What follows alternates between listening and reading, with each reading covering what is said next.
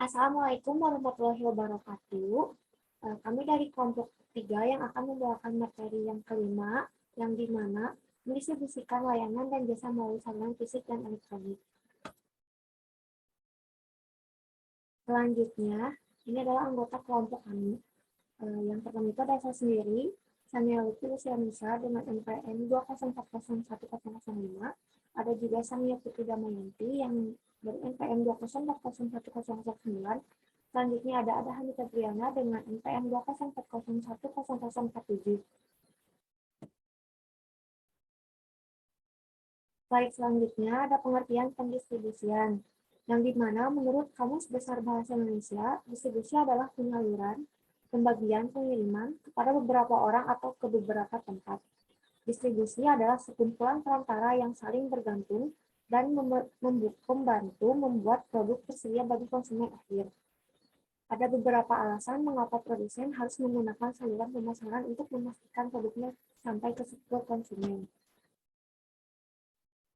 Selanjutnya juga ada distribusi di dalam konteks jasa. Distribusi melibatkan 3 aliran yang saling terkait. Yang pertama itu ada aliran informasi dan promosi, yang kedua aliran negosiasi, dan yang ketiga aliran produk. Ada juga jasa pada prinsipnya tidak ada yang berpindah dari segi pemilikan. Jasa inti adalah proses yang berhubungan dengan manusia dan barang yang membutuhkan tempat fisik.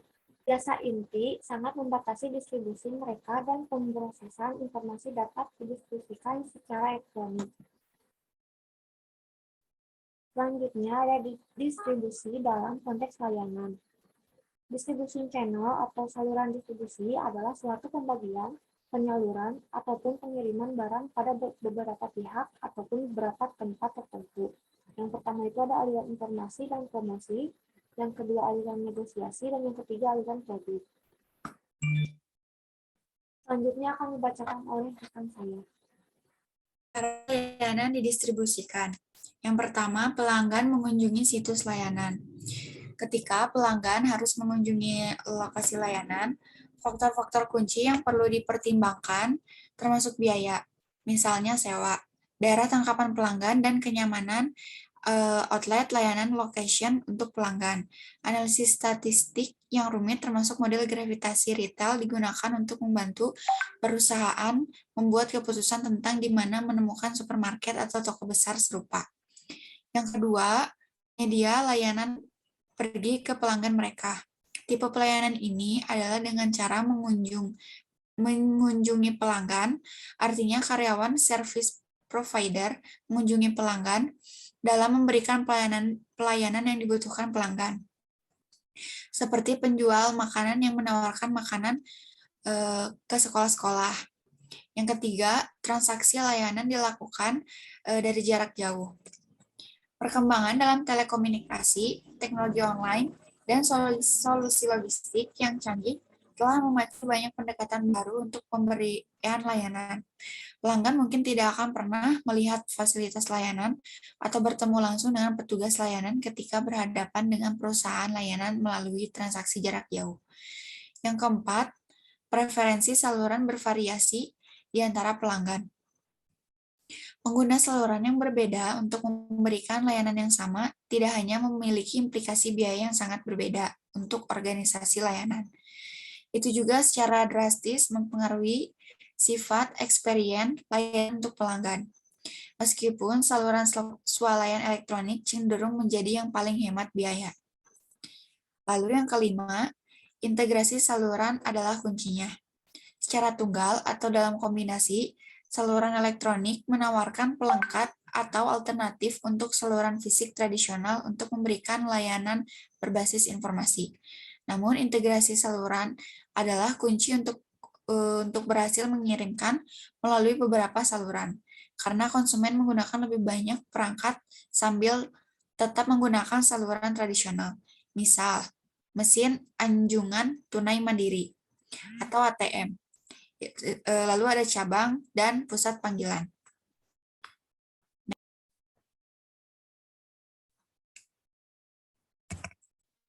Selanjutnya, di mana layanan fasilitas berada. Yang pertama, pertimbangan lokasi strategis. Lokasi situs merupakan bagian integral dari keseluruhan strategi layanannya. itu harus berada di lokasi yang konsisten dengan strategi pemasaran dan segmen. Targetnya untuk jangka waktu yang lama. Untuk mengembangkan strategi lokasi, mulailah dengan memahami kebutuhan dan harapan pelanggan, aktivitas kompetitif, dan sifat operasi layanan. Seperti yang kami sebutkan sebelumnya, strategi distribusi yang digunakan untuk beberapa elemen layanan tambahan mungkin berbeda dari yang digunakan untuk memberikan produk inti itu sendiri. Lalu yang kedua, pertimbangan lokasi taktis. Pada langkah kedua, untuk memiliki sistem tertentu, faktor-faktor kunci perlu dipertimbangkan, meliputi 1. Ukuran dan karakteristik populasi. 2. Lalu lintas pejalan dan kendaraan dan karakter. 3. Pelanggan. 4. Pesaing di bidang ini. 5. Sifat bisnis dan toko terdekat. 6. Ketersediaan tenaga kerja. Dan yang terakhir, ketersediaan lokalitas sewa, kondisi. Lalu yang ketiga, ada strategi inovatif. Strategi distribusi yang inovatif dapat menjadi inti dari model layanan baru yang kuat. Kami menyoroti mini store dan strategi lokasi relate dan menemukan di fasilitas multiguna di bagian berikut. Kesamaan strategi ini adalah bahwa aksesibilitas adalah komponen kunci dan proposisi nilai layanan ini. Dan yang terakhir, berlokasi fasilitas serbaguna. Yang paling jelas untuk layanan konsumen dekat dengan tempat tinggal atau bekerja pelanggan. Bangunan modern sering dirancang untuk multiguna, tidak hanya menampilkan kantor atau ruang produksi, tetapi juga layanan seperti bank, restoran, salon rambut, beberapa toko, dan mungkin klub kesehatan. Selanjutnya dibacakan oleh rekan saya. Ya, kapan layanan harus diberikan?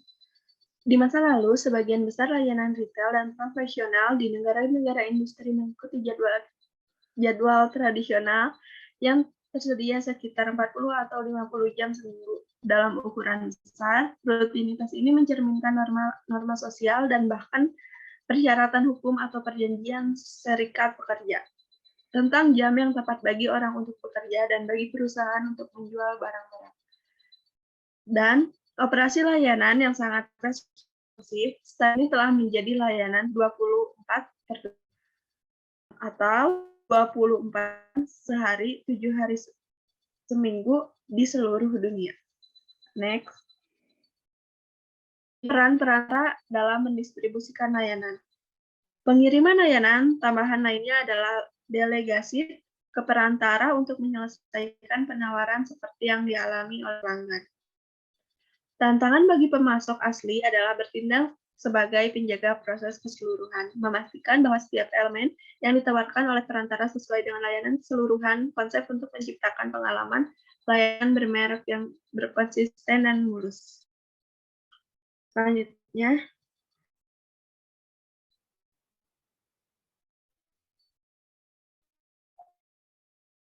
tantangan distribusi dalam domestik yang besar.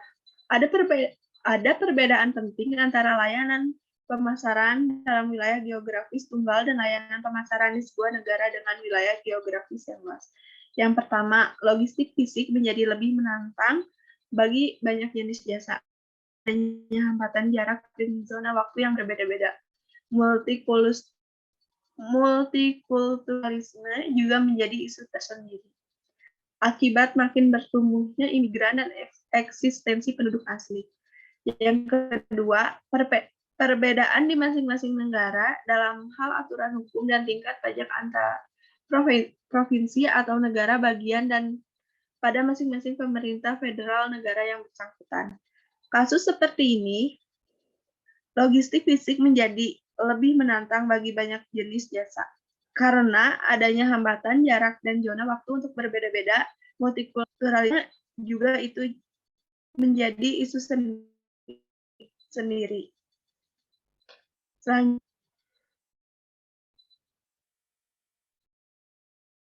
cara mendistribusikan layanan ke mancanegara. Faktor-faktor yang mendukung penerapan strategi transnasional. Yang pertama, dorongan pasar. Dorongan pasar itu merupakan Faktor pasar yang memicu pengalihan menuju strategi tradisional meliputi kebutuhan pelanggan yang sama di antaranya berbagai negara. Pelanggan global yang menginginkan layanan konsisten dan pemasok di seluruh dunia, serta ketersediaan saluran internasional dalam bentuk rantai pasokan fisik ataupun jaringan elektronik yang efisien. Yang kedua, dorongan persaingan. Dorongan persaingan ini adanya pesaing dari berbagai negara, interdependensi negara, dan kebaikan transnasional dari persaingan merupakan dorongan persaingan utama yang memberikan kekuatan dalam banyak industri jasa. Yang ketiga, dorongan teknologi. Dorongan teknologi cenderung berpusat pada kemajuan teknologi informasi seperti performa dan kemampuan yang lebih canggih dalam telekomunikasi, komputerisasi, dan perangkat lunak. Yang keempat, dorongan biaya. Dorongan biaya terkadang indah jika dipandang dari sudut biaya. Skala ekonomi dapat dicapai dari pengoperasian bisnis dalam skala internasional atau bahkan global. Dan sekaligus efisiensi sebagai hal dan dari logistik yang sesuai dari biaya yang lebih rendah di negara-negara tertentu. Yang terakhir, dorongan pemerintah. Dorongan pemerintah, kebijakan pemerintah dapat mendorong atau menghambat perkembangan strategi transnasional yang terintegrasi. Dorongan-dorongan ini meliputi antara lain kebijakan dagang yang cocok, standar teknis yang sesuai, dan regulasi pasar yang umum. Next. Selanjutnya, mana sifat dari suatu layanan mempengaruhi distribusi internasional. Yang pertama, layanan-layanan yang mengolah manusia mengharuskan adanya kontak langsung dengan konsumen. Penyedia layanan perlu dikenal dalam lingkup lokal, begitupun personel yang dibutuhkan. Gedung, perlengkapan, kendaraan, dan sebaiknya dapat dijangkau oleh pelanggan target. Dua, layanan-layanan yang mengolah kepemilikan. Layanan kepemilikan juga dapat mengalami geografi. Dalam banyak kasus, kategori layanan tersebut melibatkan pemberian layanan kepada kepemilikan fisik milik pelanggan yang mencakup perbaikan dan pemeliharaan, pengiriman barang, pembersihan, dan penyimpanan. Yang ketiga, layanan-layanan yang berbasis informasi.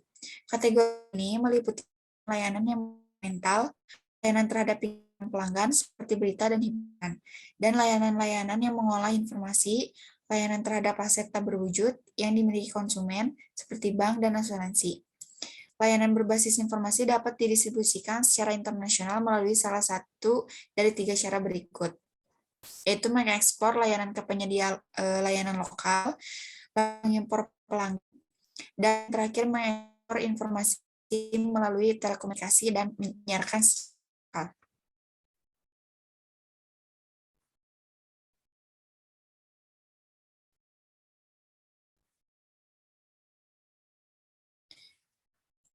pada hambatan terhadap perdagangan layanan internasional.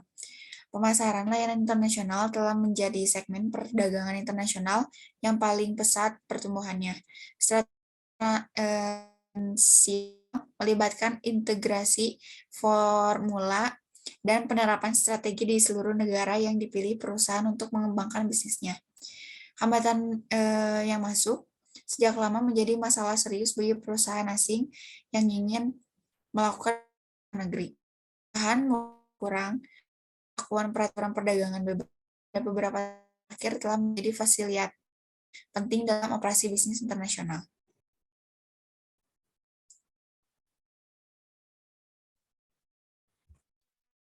Sekian dari kelompok kami. Mohon maaf apabila ada kesalahan.